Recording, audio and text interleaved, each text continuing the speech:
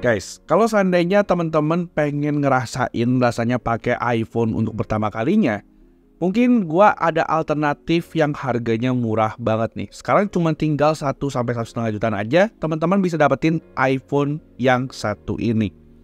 Yes, jadi ini adalah iPhone 6s Plus, iPhone keluaran tahun 2015 lalu.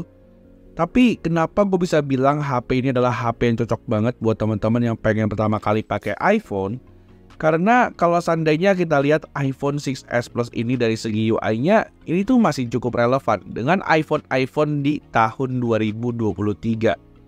So, kebetulan juga ini adalah smartphone yang nanti bakal gua giveaway juga buat teman-teman.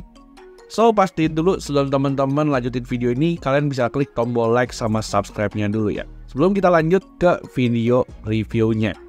So, di video kali ini gue bakal bahas lengkap tentang iPhone 6s Plus ini kira-kira masih oke apa kagak di tahun 2023. Dan buat teman-teman yang udah penasaran sama smartphone yang satu ini, yuk tanpa lama-lama langsung aja check this out.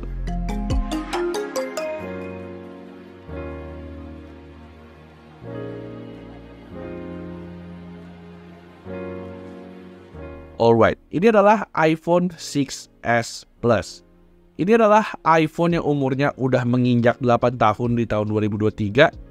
Dan menurut gua di tahun 2023 masih cukup banyak yang nyari iPhone dengan desain kayak gini ya. Karena harganya tuh makin kesini makin terjangkau. Seperti contohnya si iPhone 6s Plus ini kalau gua cek di online harganya itu sekarang sekitar 1,5 juta aja. Dan ini menurut gua jadi iPhone yang cocok banget buat teman-teman yang pengen ngerasain experience pakai iPhone untuk pertama kalinya. Nah, kalau untuk desainnya sendiri menurut gua sebenarnya si iPhone 6s Plus ini dipegang di tangan tuh udah cukup pas di tangan gua. Tapi mungkin buat sebagian orang tuh bakal bilang HP ini tuh kegedean ya. Karena gua bisa bilang ini HP tuh cukup lebar kalau seandainya kita bandingin sama smartphone di tahun 2023. Terus kalau kita lanjut ke bagian depannya, teman-teman juga mungkin bisa lihat desainnya ini tuh udah ketinggalan banget. Dimana kalau seandainya sekarang itu smartphone udah pakai rasio aspek yang lebar, tapi di sini iPhone 6s Plus masih pakai aspek rasio 16:9 nih. Meskipun ada sisi positifnya dan juga ada sisi negatifnya. Kalau dari segi negatifnya, HP itu tentu aja bakal kelihatan jadul banget. Tapi kalau kita lihat dari sisi positifnya, HP itu masih dibekali sama tombol Touch ID nih. Jadinya ini tuh menurut gue lebih nyaman ketimbang kalau kita pakai fitur Face ID. Tapi itu semua balik lagi ke preferensi teman-teman enaknya pakai yang mana. Tapi kalau gue pribadi sih, kalau seandainya disuruh pilih, gue lebih pilih Touch ID ketimbang pakai Face ID.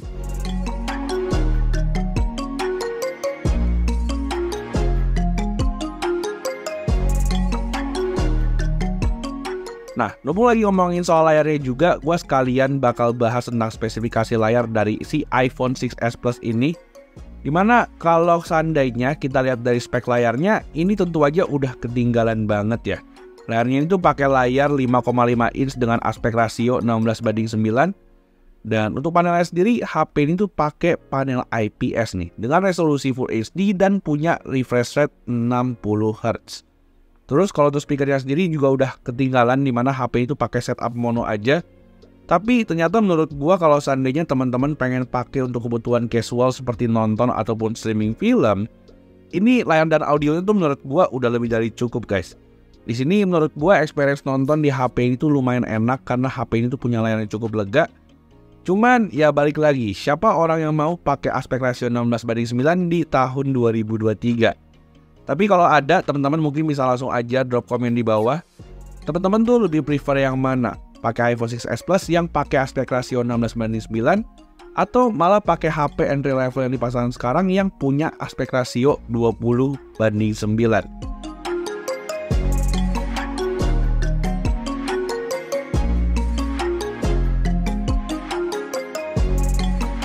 Nah, lanjut satu berikutnya yaitu ngebahas soal performa dan juga dapur pacu dari si iPhone 6s Plus ini.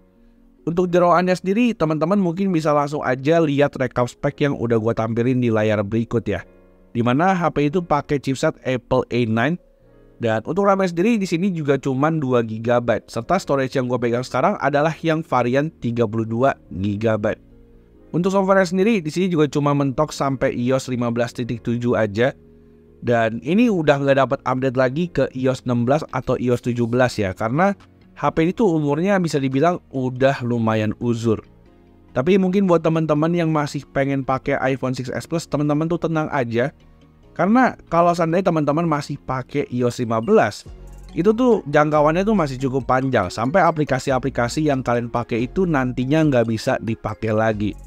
Jadinya teman-teman tenang aja, ini kalau seandainya dipakai sampai 2 atau 3 tahun depan, harusnya aplikasinya tuh bakal aman-aman aja. Karena sampai saat ini pun gue udah coba HP ini buat kegiatan sehari-hari seperti sosmed atau foto-foto. Ini tuh udah oke banget buat teman-teman yang bekerja sebagai admin toko online atau teman-teman yang bekerja sebagai sosmed spesialis. Karena kalau seandainya kita udah ngomongin soal sosmed, tentu aja nggak bakal lepas dari Instagram Story, dimana teman-teman bisa lihat ya, hasil Instagram Story dari iPhone 6s Plus ini tuh udah mulus banget. Terus kalau seandainya teman-teman pengen pakai HP ini untuk gaming pun, overall sih HP ini masih cukup oke untuk ngelibas beberapa game casual yang ada sekarang. Dimana gue udah coba untuk ngetes beberapa game andalan gue ya, seperti Clash of Clans, PUBG Mobile, sama satu lagi yaitu adalah Mobile Legends. Ketiga game ini tuh sama-sama bisa dilibas dengan lancar tanpa kendala sama sekali. Cuman palingan kendalanya tuh ada di PUBG Mobile aja nih. Kalau seandainya gua mainin di grafik mentoknya yaitu HD High, di sini suhunya bakal berasa lumayan anget. Jadinya teman-teman butuh pakai fan cooler supaya HP ini tuh suhunya bisa tetap adem.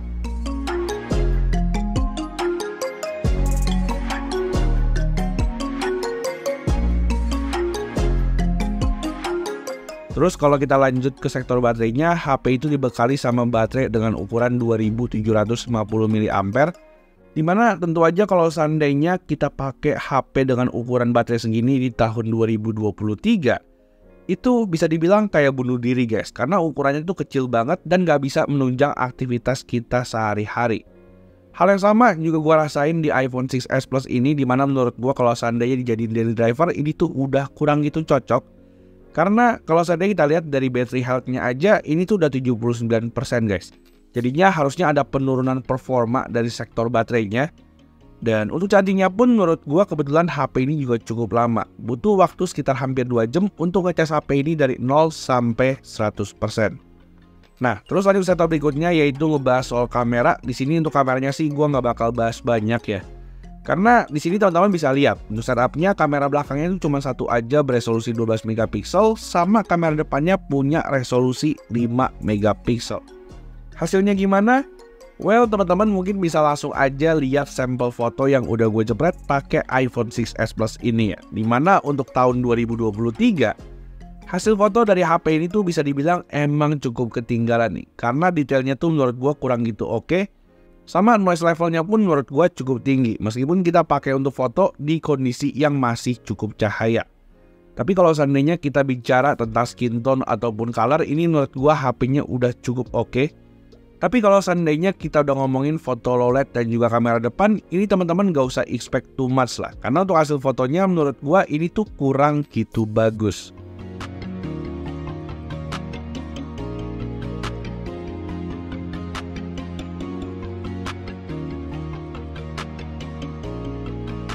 Nah, cuma satu buah kelebihan yang dimiliki sama iPhone 6s Plus ini tuh justru ada di sektor perekaman videografinya. Dimana kalau seandainya biasanya smartphone entry level itu nggak bisa nge-record di resolusi 4K, tapi kamera belakang dari iPhone 6s Plus ini masih bisa nih untuk nge-record di resolusi 4K 30fps dan hasilnya menurut gue tuh udah cukup oke.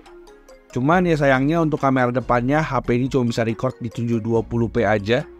Yang dimana untuk hasil perekaman kamera depannya di sini tuh udah gue coba ya, dan teman-teman bisa langsung aja simak di video berikut ini.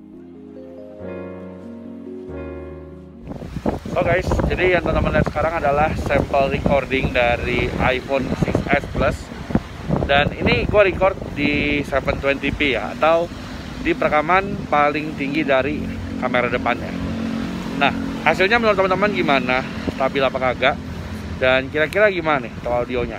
Teman-teman bisa langsung aja nilai sendiri ya, kira-kira gimana untuk hasilnya. Thank you.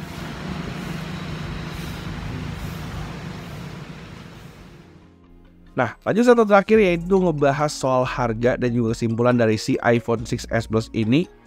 Di sini seperti tadi di awal gue bilang, untuk harganya sendiri HP ini sekarang di sekitar 1,5 jutaan ya. Dan ini tuh menurut gue harga yang cukup worth it buat teman-teman beli. Anyway, untuk unit yang gue pegang sekarang ini juga unit iBox atau garansi resmi. Jadinya harusnya untuk urusan email sih ini bakal aman banget ya. Sampai kapanpun ini emailnya tuh nggak bakal pernah keblokir. Terus kalau seandainya sekarang kita ngebahas soal price to performance-nya, ini tuh menurut gue masih cukup oke buat teman-teman beli. Karena experience iOS-nya pun juga nggak beda-beda amat ya, timbang sama iOS yang ada di iPhone zaman sekarang. Jadinya buat teman-teman yang udah lama banget pakai HP Android dan pengen ngerasain pakai iPhone, maka HP ini cocok buat jadi iPhone pertama kalian. Dan mungkin buat teman-teman yang pengen ikutan giveaway si iPhone 6s Plus ini, teman-teman bisa langsung aja ya subscribe dan juga follow @BangJoReview dan juga @BangJoGaming. Untuk lengkapnya di sini juga udah gua taruh juga di kolom deskripsi. Dan seperti biasa, buat teman-teman yang suka sama video ini, langsung aja bisa klik tombol like dan juga subscribe channel ini. Gue Bang Jo pamit, kita jumpa lagi di video selanjutnya. Thank you.